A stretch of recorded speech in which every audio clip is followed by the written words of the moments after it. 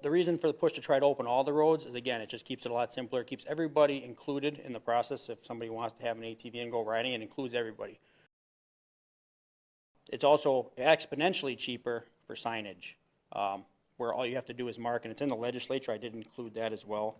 I think I did. Oh no, Joe did when he presented it. I was going to give it to you guys as well. But in the legislature, it is stated in there for how that goes. So road route signage is a lot easier. All you got to do is post it up at the roads coming into town once those portions start, and then it can be as simple as that.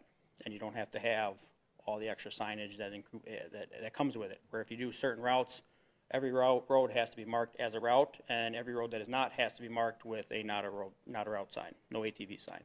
So it makes the upkeep a lot more expensive. It keeps the signage exponentially more expensive as well. They put up all the signage, and within 2 years, they opened everything. And they spent all that extra money to redo the signage and everything else. Nobody's closing trails. I can't find one example of people when they're opening it in these locations where they're closing their roads. Trails get closed because people will go and mess around, and they'll go off somewhere they road and they shouldn't be. But when we're talking about road routes, I have not found one instance where somebody has closed.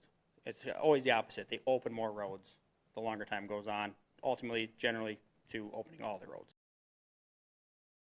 Another reason why is there's a lot less traffic that's noticed, and there's generally not as much traffic as people think there will be. Most people think it's going to be a big parade going through town all the time. It's really not.